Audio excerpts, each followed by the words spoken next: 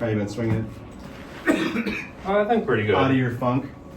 Yeah, definitely out of the funk that I was in from the previous time.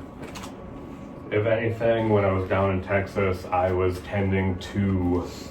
Oh, that's right, because we were in kind of panic mode going into it. We got it fixed real fast, and then were you able to keep it going? Yeah, if anything, I kind of had more of an overdraw, and I think that might have been a lot of alignment where I just...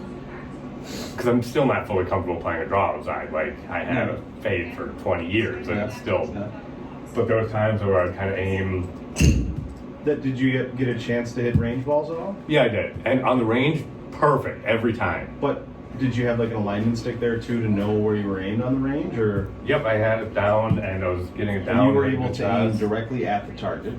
Yep, and it was probably like, if it was flat, if you were starting a little to the right, ending so on the line or just left. like we would see in here. Yep. But and then on the course, like when you were on the range, first off, when you had the alignment stick there, and then you look at your target, did it feel like you were aimed more left than normal or more right than normal? I think because one thing I was doing, I was kind of turning my hip, my back hip in, because that's one thing we kind of did. So for me, it probably felt like I was more closed, but I think I'm normally open, so it was actually... And so and then when you got on the course and you didn't have the alignment stick, when you're eyeballing it, it didn't feel maybe as closed or as far to the right as normal for aim? It was weird, because there was times where I think what was happening a lot of times, it was starting more right than what I wanted. That's why I kind of think it was alignment. On the course? Yep. And then it would hook too much? Yeah, and then where normally I have, I don't know, like a 5 to 7 yard draw, so I get like a 10 to 20 yard draw, which was okay. Like but good contact, good height still, just too much. Left. Yeah. And then... But you kept the draw the whole trip? Other than my driver, and that's the one I've always had trouble keeping it going. A little peel fade, Yeah, when we played Field Ranch, I was playing, so that was the third day. I was playing the draw all weekend, Thursday or Friday and Saturday. Sunday was Field Ranch, and we had a caddy because they require one there.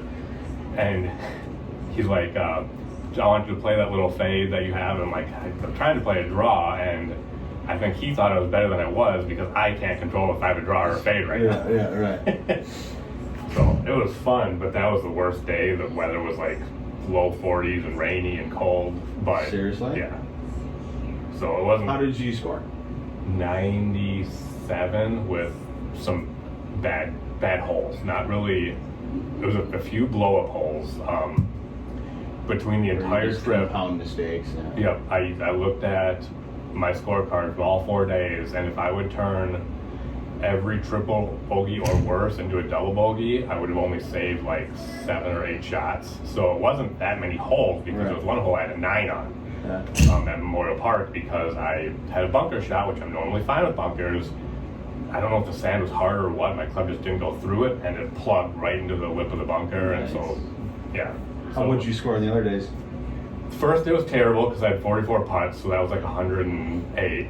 But 44 putts? That was terrible. Oh my goodness. Then the next day was a 96. 44 putts is crazy. Yeah. Was it super fast? They were fast, and it was very tough greens. The next day was like a 96 at the Quarry, which was pretty nice. I was kind of starting to get everything together. That was also my first time ever using my new putter outside, so I kind of contributed. 44 putts is crazy. Terrible. Then Sunday was... You just get up there and you're like, I have no idea how hard to hit this. And... Sunday was a 97, and Monday at Memorial Park was a 90. Okay. So. But you kept the draw with the irons throughout. Yep. Contact was good. Yep. If anything, Monday was probably where I was drawing it the most. Okay. And felt like the path was good, and maybe you were like pull hooking it? I think on the driver is the one where I was probably... My path was not as much inside out, maybe a slight over the top, because that's the one where it didn't really draw. If anything, it went straight or had like a small fade to it. Which works. Yeah. But then you're just not hitting the green on the second shot?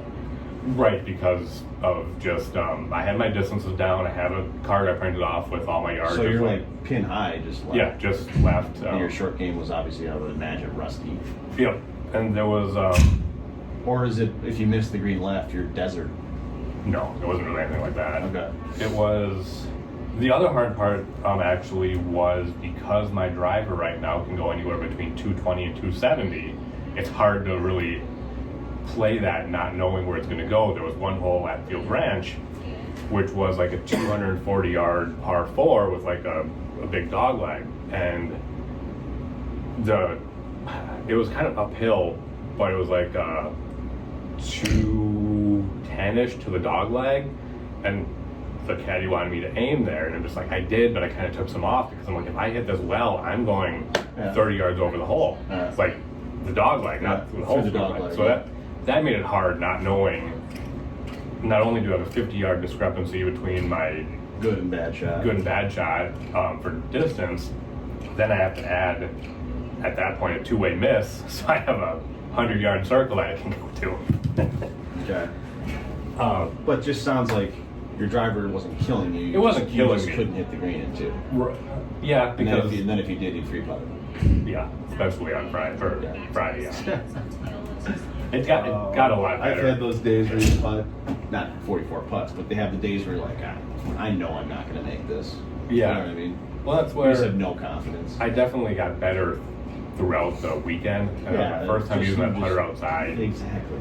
Trying a new like putting grip and everything. Eventually, I kind of settled on what works for me, and just a lot of it came down to just speed control. Right. And on Friday was Berry Creek, which was my buddy's home course, and the greens were so much slower than when I was there a month and a half prior. So I was still trying to play from. Okay. When were you swinging it better with irons this time versus 2 months ago? Yeah. The only issue was my draw was too much of a draw. Okay. But it was good height. Yep, I liked the height. And then did you hit balls since you've been back? Just in my garage. Were you drawing it too much? Not really. I think it was a lot more consistent. That's why I think a lot of it was just my alignment outside was probably overdoing it, like aiming too much to the right and closing my club face too much. All right, well, let's see it.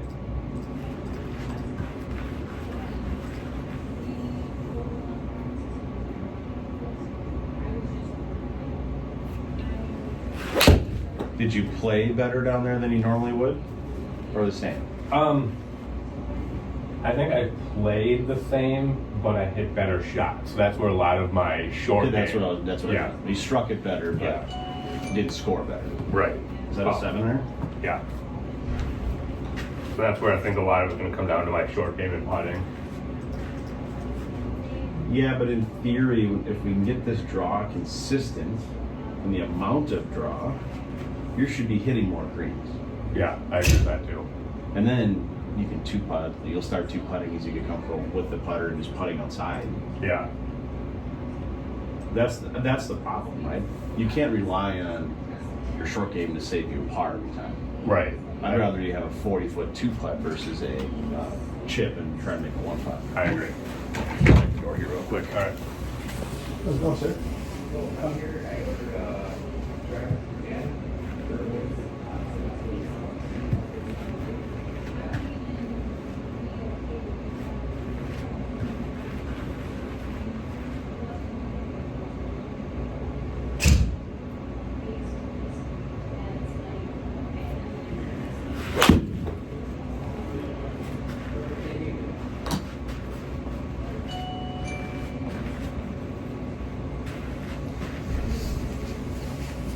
Okay, this is what I want to look at. Is right here, and this is still our biggest issue, where the club is located. Okay. We're not necessarily over the top, but when the club is here, it's almost impossible for your club to actually enter the ball from the inside. So this is what I envision happened to you outside. Okay. A, your alignment probably wasn't perfect. But two, you're never actually hitting the inside of the ball. So you're probably swinging, yeah, exactly, right here. 0. And then if you close the face, it's always going to end up over here. Right. So at this point, I want to see that club head stay behind your hip or butt. That's going to be hard. So I'll go to this spot and I'll move you in the right spot. Why I'm confused, you're the only person on here where more than one shot shows up on the screen. So stop halfway down. Oh, halfway down? Yeah, right there.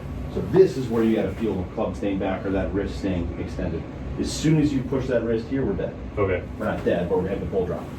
Keeping that club head behind your body. see a practice swing once on that. I back up over the ball. See that things happen. The club head back behind you. Is that a way different feel than just telling yourself swing it right? Just kind of knowing to have to keep my right wrist. Yeah, and look at this.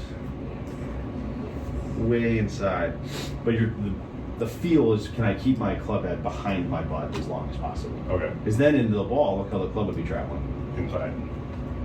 So yeah, you were just hitting straight draws outside. Which, good contact, probably great. Better distance than normal? Yeah. The Than you're distance is used to awesome. outside? Like, the distance is great. Like, it's, I know, my Game changing. yeah, actually, I'm sure you hit some good shots where you hit the green and stuff too, right? with my launch monitor,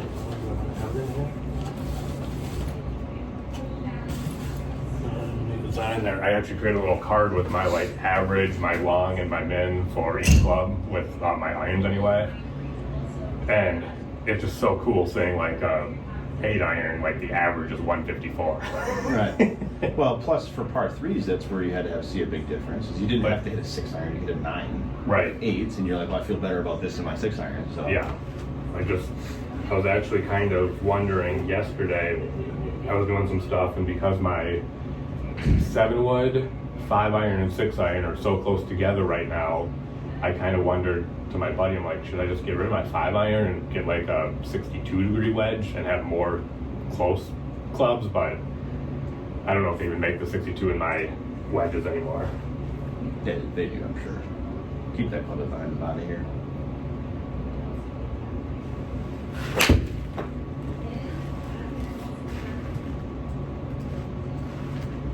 So how's the club head?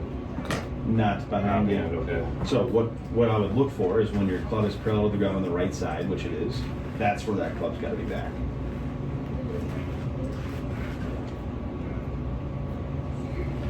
Yes, exactly.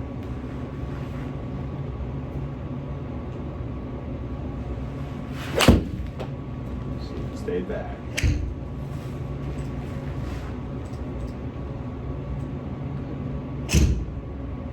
Much better. Okay. Club's parallel, club's actually left of your hands. And now look how we entered the golf ball. That is what normally does not happen for you. Right. So right now you're going just like this, traveling out. That's where we need to start, then we can worry about the face. But it's more about just getting that club back here. Because look at that club path, 10 degrees. Okay. We would call that rare, I would say. Right? Yeah.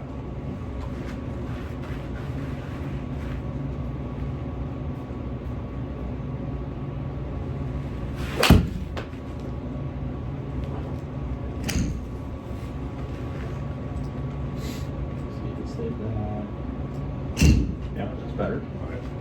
Could be more, but it's definitely behind the hands. And again, look how we're entering the ball. Going this way. And you probably can feel that on the way down, that you're coming from a different angle. Yeah. I know it's one thing you definitely have to exaggerate. Yeah, Get it. big time.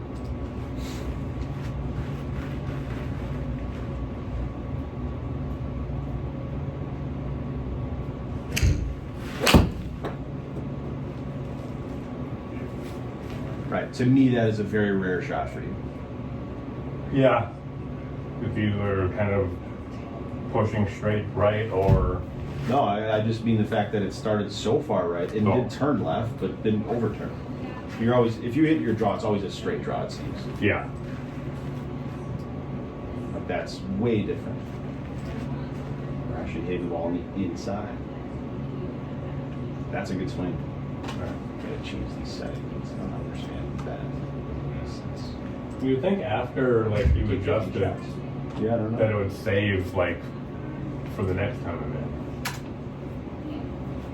I think you're punking me and doing it at home. in. I don't have this program Do anymore. your app.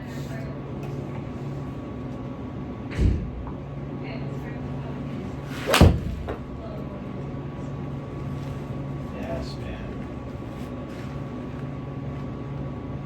Sweet shot.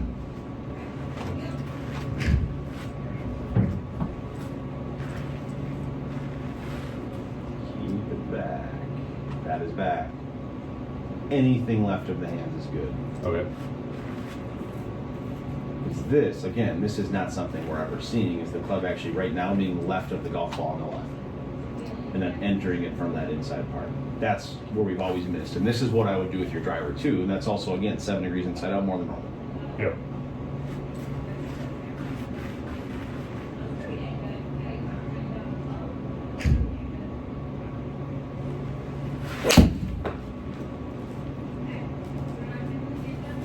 Oh, solid contact. Yeah, look how high you hit that. That's higher than normal too. Yeah.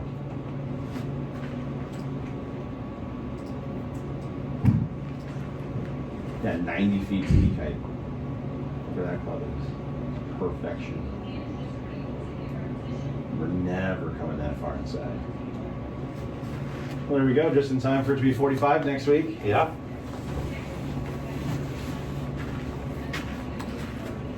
How's your battery range been on your truck in the cold? Or you probably park in the garage? So. I don't park in the garage because my truck does not fit in the garage, but I knew that before I bought it. I have a workbench that takes some space out. And, so within the battery? I plug it in every night, but like driving to Appleton and back, going from 90%, I'll probably be at about 70 to 74% when I get home. And that's just Appleton and back. The cold is Which not in good. the summer it would be still at like 85 or something? Yeah, maybe 82. Okay. So the cold definitely affects So you lose like range. double the range. Yeah, I'm trying to think. It only Normally charges to I'll- 90%? Oh, that's kind of the recommended charge. You only can set it up to only go to 90. Yeah, and then you would charge it to 100 if you're going like a further distance. Yeah, just because you're going to plug it in anyways. I think for me, the way I drive, when I'm at 90% in the summer, I can get about 270 miles per charge. In the winter, it's probably closer to like 200. And the colder it gets, the worse that gets. I know I coach a guy who drives for Amazon. Okay. And I asked him about his electric vehicles. He's like, normally I have like 150 to 160 stops. He's like, when it's this cold, they always set me up for 80. And I barely make it back to the shop. I believe it.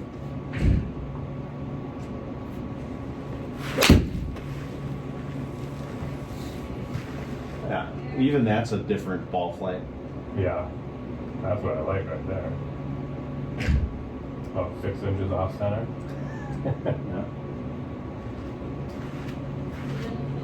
Entering the inside of the ball.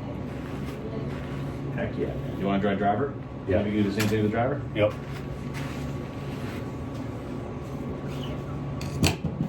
How's YouTube been? Do you take vids of you being down there? I didn't. I don't. When I'm golfing, I just want to kind of focus on the golf. Otherwise you're too worried about the video. Yeah. And I kind of took, actually I haven't done a new video since. You should just pay for subscribers. Yeah. Since staying up. Can you twist it? I didn't need 2 days. I haven't done a video for a while.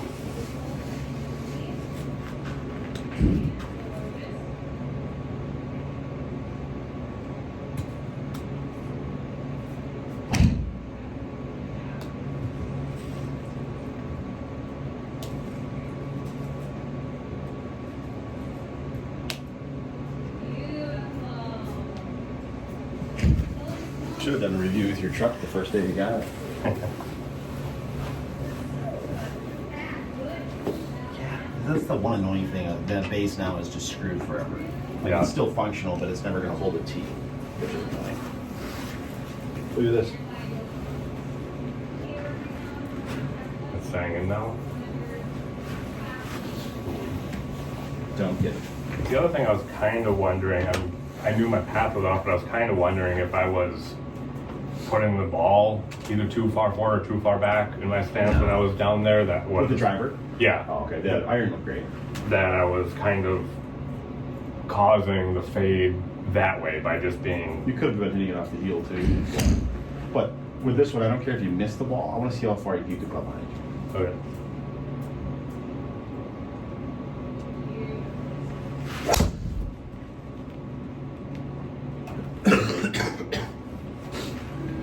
Well, there you go.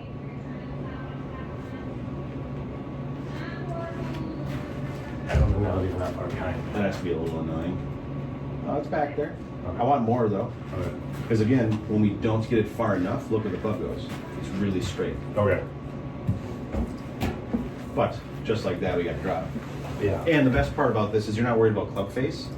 The more inside out we get, which we're doing, the less you have to worry about closing the face, because then you're going to be closing it naturally to the path anyway. Okay.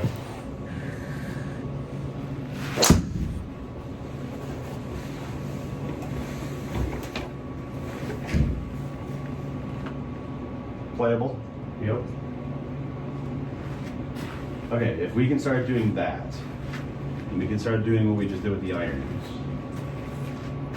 we're going to hit over 10 greens in regulation.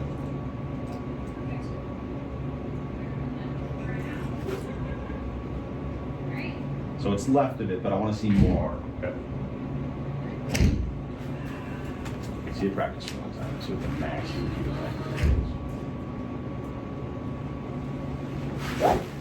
Let's see. Yes. That would be huge.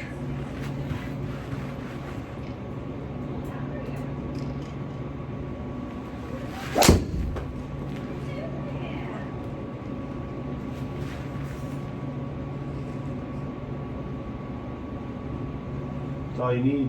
Yeah. Closer. I want to get to 270. That's kind of my. Yeah, sure, but the target. draw down the middle. No, I would play that every time. Look at that. And then this is the biggest difference too, is because in the past, remember how you would just swing down the ball so much? Yep. Because we are now coming from the inside, like on the left here, going this way. Yeah. Look at your angle of attack on the right. I noticed that right when I hit it, the launch was higher. Yeah, it went up. And then when you launch it at 14, but the spin stays down, so that's why it goes further.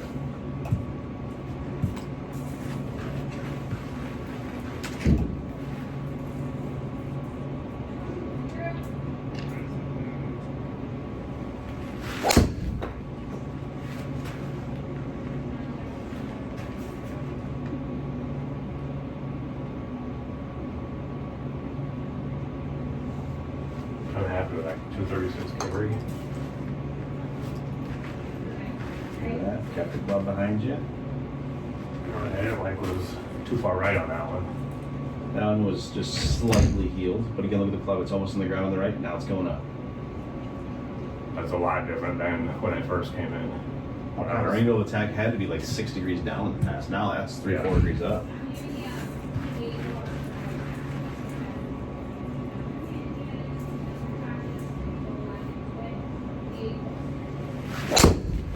Are you going to be in that Lake Breeze League? I think so, yeah.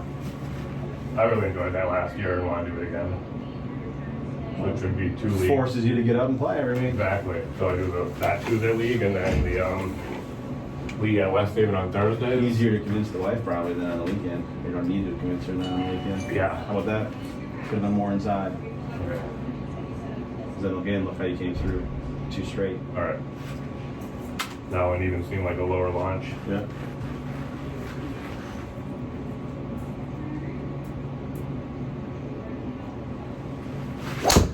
Well, it was higher, but too high. I'm just going to check the. It's not too high. Check the. Here.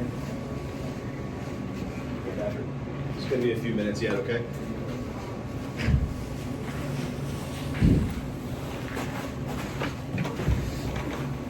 What's wrong with that? Okay. Thought it was too high. At So, first. but you launched that one at 16. Okay. That's fine if we swing up on it, because then the spin stays low. Right. I think just In the past, you would swing down on the ball, Right. launch it at 16 with 3,900 backspin, and it would go nowhere. right. And that one still wasn't far enough behind you. We're looking at this frame, and I want to see it even further back.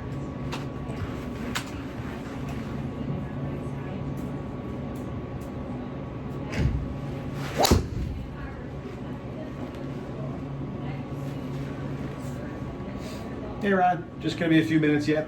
Sure. There you go. 17 launch with 1,500 backspin. Carries a long way.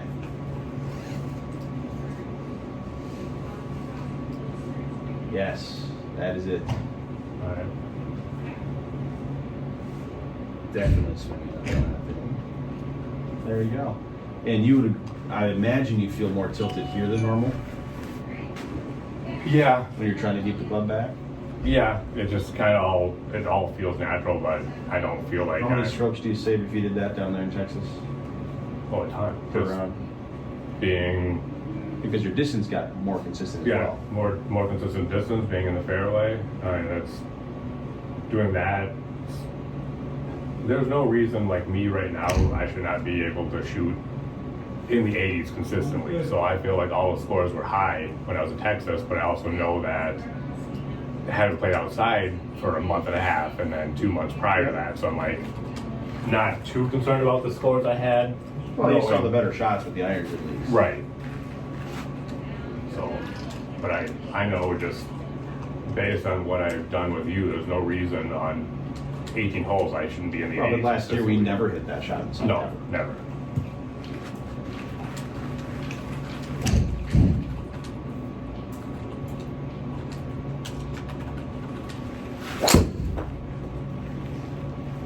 If anything, I think my balance could be a little better on my weight transfer. I feel like I was still kind of leaning back on that one.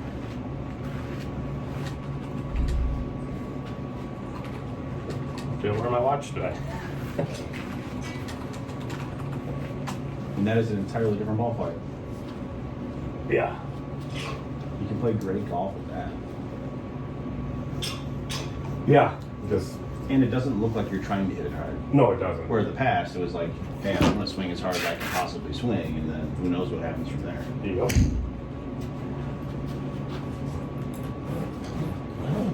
So it's almost like the feel that you want to have is like you're trying to keep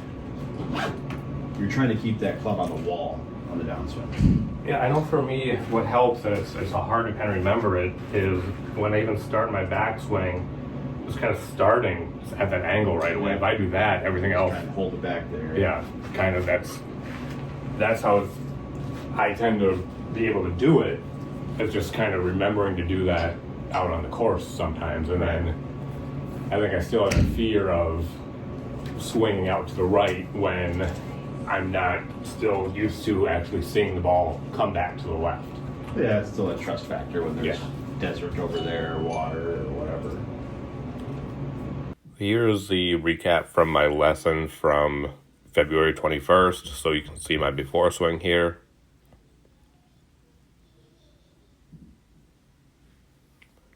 Now here's my after swing.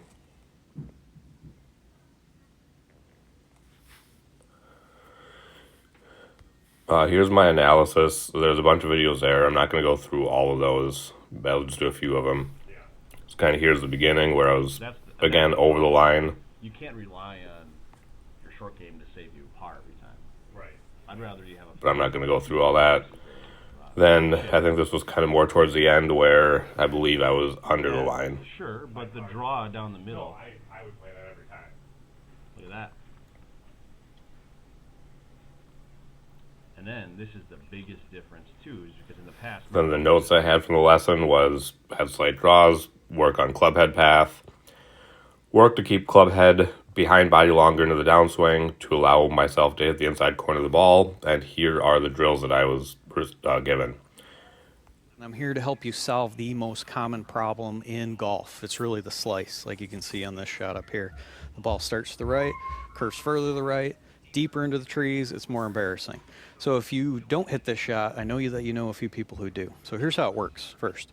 So one of the problems of slicing is a swing direction or hitting the ball where you slice across it like this. So I've got a task here and a way for you to practice where you can recognize if that is your problem and then start solving it. So we've got a head cover placed on the ground right behind the golf ball where it's pretty easy for you to make a swing direction on the backswing and not hit it. And then the goal here is to hit this shot and not disturb the head cover again. If you do this poorly and you slice across the ball, you'll bang into this thing and fly it down the range. So I would start by just making some slow practice swings, missing this head cover, then ultimately need to be able to smash a ball down there and recognize whether or not you hit it. Should look something like that. So I'm not going to go and show the head cover to stop Vic's club path. But right now, that's probably my biggest complaint about GolfTec. We'll go through these lessons, and my instructor will kind of tell me what I should work on. In this case, it was kind of keeping my hands back on the downswing. And then I feel like sometimes these drills I get aren't really necessarily what me and my instructor had talked about. So that's probably my one complaint about GolfTec is sometimes the drills I'm given aren't really the same things that I'm being told to work on from my instructor.